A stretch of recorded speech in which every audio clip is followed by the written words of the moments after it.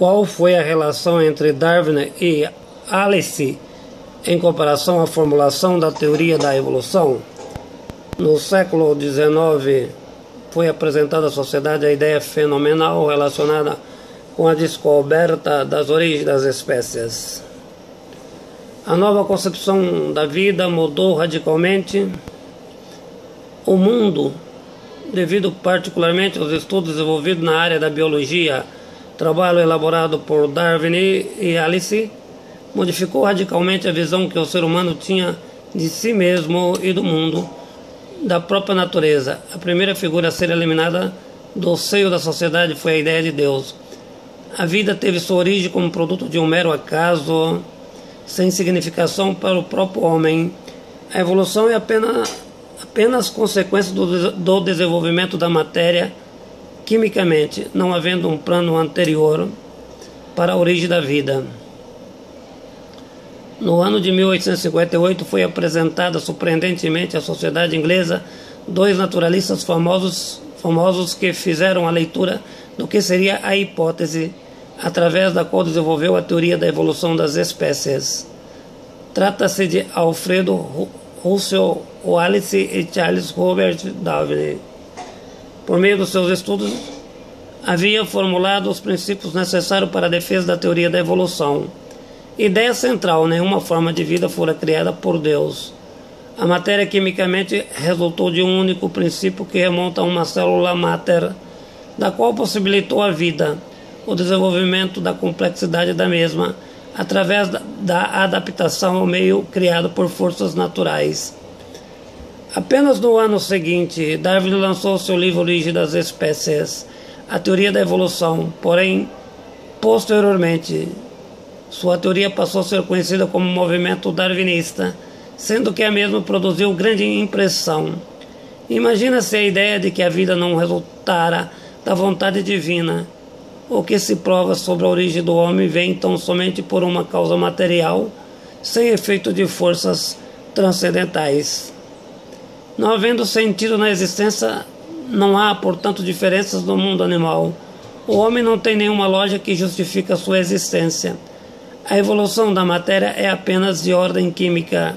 Tantas implicações significam que a vida não teve razão de ser e que todas as espécies estão no mesmo patamar de origem, sendo que o homem, do ponto de vista biológico e químico, não tem diferença do mundo animal. Se o homem de fato for produto da natureza, resultado químico, falta sentido à existência de Deus, sendo mesmo apenas uma ideologia que não tem fundamento na sua existência. A ideia da origem do homem não se submete ao princípio da criação, pois a natureza humana é tão somente essencial pela natureza da evolução química, movida pelo princípio da seleção natural. A questão da adaptação ao meio não poderá ser compreendida na perspectiva da ação de Deus. O homem é apenas uma peça do mecanismo evolutivo, igualmente ao mundo animal. Desenvolveu-se desta forma o questionamento. Ainda hoje há continuidade. Os evolucionistas e criacionistas continuam se a enfrentar como se cada uma das teorias tivesse realmente fundamento. Sem perceber que nada na natureza seria criada por forças divinas, a matéria realmente nasce e desenvolve por causas naturais. Esse é o mecanismo o qual necessita ser compreendido quimicamente. No entanto, o episódio da leitura dos textos de Darwin e Alice em 1858 é importante não porque modificou a compreensão da natureza humana. Todavia, a teoria da evolução natural possibilitou grande mudança para o desenvolvimento das ciências, particularmente a biologia e a química. Por outro lado, ajudou a revelar o fundamento evolucionista, naturalmente humano, necessário a uma concepção materialista de tudo que existe no mundo. A teoria da evolução atingira todas as ciências em suas mudanças de acepções. Como proposta de modificação, havia certa nomenclatura cujo caráter e aspecto eram profundamente humanos. Do ponto da produção da teoria para a formulação das mudanças científicas, o que é realmente o mundo, a não ser a nova forma de entendimento. O que podemos dizer, de certo modo, desenvolveu a análise, o que foi proposto naquela data em diversos aspectos. A leitura formulada na época visava garantir a Darwin que há 20 anos estava trabalhando no desenvolvimento da teoria da evolução. Naquele instante seria protagonista na elaboração da teoria epistemológica da evolução. Estava sendo perdida se não fosse rapidamente apresentada ao público e, logo em seguida, publicada devido às semelhanças descobertas de Wallace. Logo no início do ano de 1858, durante uma jornada de pesquisa nas Ilhas Moluscas, Indonésia, Wallace constatou através dos seus estudos a seleção natural e sistematizou suas ideias para a elaboração teórica da teoria da evolução. Naquele instante surgiu a teoria mais revolucionária da história humana. Deus não fazia parte do destino do homem, tudo estava em nossas mãos e éramos responsáveis pelo nosso caminho.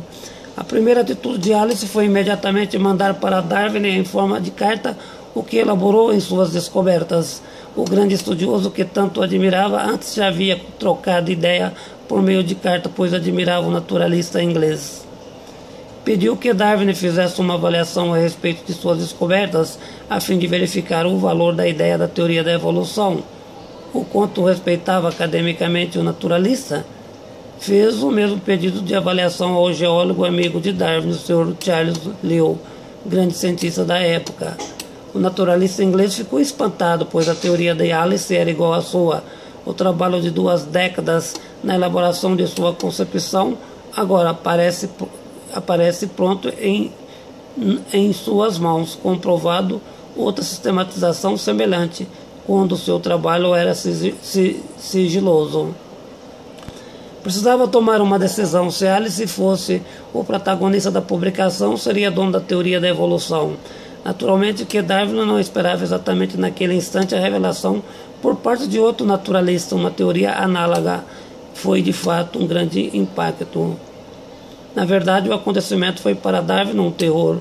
Não estava preparado para tal surpresa. Um grande cientista, após muitos anos de trabalhos, podendo ser desconsiderado como autor da maior teoria das ciências.